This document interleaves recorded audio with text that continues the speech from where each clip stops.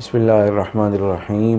ہماری بہن اور بیٹیاں سسرال میں سسر، ساس اور نندوں کی یا دیورانیوں جٹھانیوں کی بیجا مداخلت سے بہت تنگ ہوتی ہیں۔ اسی طرح کا ایک سوال میری بہن نے کیا ہے کہ وہ کہتی ہیں میری شادی کو 3 سال ہو گئے ہیں، ان 3 سالوں میں میرے شوہر نے مجھے ذاتی حیثیت میں اتنے کام، اتنے احکامات پاس نہیں کیے جتنا میرے سسر کہتے ہیں کہ اگر بازار جانا ہے تو مجھ سے پوچھ کے، ماں کے گھر جانا ہے تو میری اجازت کے بعد، کچھ پکانا ہے تو وہ میرے حکم کے مطابق، اور تم نے کپڑے بھی کوئی پہننے ہیں تو وہ میں منظور کروں گا، میں اپروو کروں گا تو پہنو گی ورنہ نہیں پہن سکتی۔ یہ چیزیں جو میرے شوہر کا حق تھیں اور جن پر 100% میرے شوہر ہی کا فیصلہ چلنا تھا، ان میں بھی میں اپنے سسر کے سامنے مجبور ہوں، اور میری مجبوری کی وجوہات بہت ساری ہیں۔ ان میں سے ایک وجہ یہ ہے کہ میرے ماں باپ اب اس دنیا میں نہیں رہے۔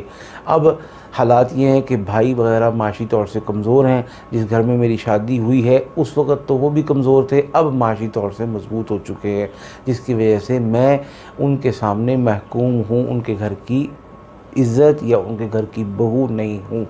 اس حوالے سے میری کو رہنمائی کریں تاکہ اللہ تعالیٰ میرے حالات کو، میرے معاملات کو درست فرمائے۔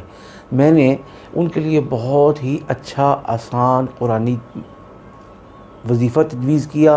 اللہ پاک نے کرم فرمایا، فضل فرمایا، صرف 21 دن میں اس سسر کو کی زبان کو تالا لگ گیا، وہ اپنی لیمٹس میں آ گیا، وہ اپنی اوقات اور حدود میں رہنے لگا، اور الحمدللہ شوہر نے اس ڈرائیونگ سیٹ کو سنبھال لیا جو صرف شوہر ہی کا حق تھا۔ اور الحمدللہ وہ میری بہن نے مجھے بہت دعائیں دیں۔ میں چاہتا ہوں کہ وہ وظیفہ جو میں نے ان کو فون پہ بتایا تھا اپنی تمام بہنوں بیٹیوں کے ساتھ شیئر کروں، کیونکہ یہ ہر گھر کی کہانی ہے، ہر گھر کا دکھ ہے۔ اللہ سب کی بہن بیٹیوں کو عافیتیں، سکون، چین نصیب فرمائے۔ تو چلتے ہیں ہم وظیفے کی طرف۔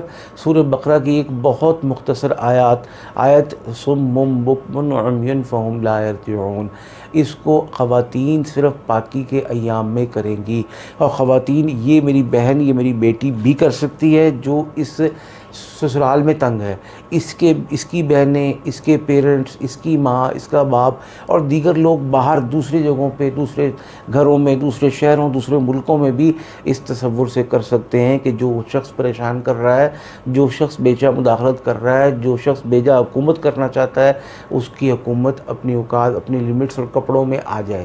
تو 500 مرتبہ پڑھنا ہے، اول آخر 3 مرتبہ درود پاک صلی اللہ علیہ وسلم پڑھنا ہے، اور پھر تصور میں دم کر دینا ہے۔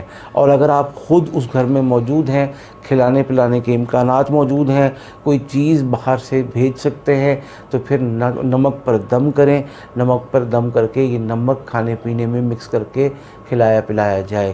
اور اگر صرف نمک نہیں بھیجا جا سکتا، کچھ پکا کے بھیج سکتے ہیں، تو نمک پہ آپ دم کریں گے اور کھانے پینے کی مزیدار چیزیں اور ان لوگوں کی پسند کی چیزیں کھلائیں پلائیں گے۔ انشاءاللہ 21 دن یہ عمل جاری رکھیں گے پاکی کے سارے ایام میں۔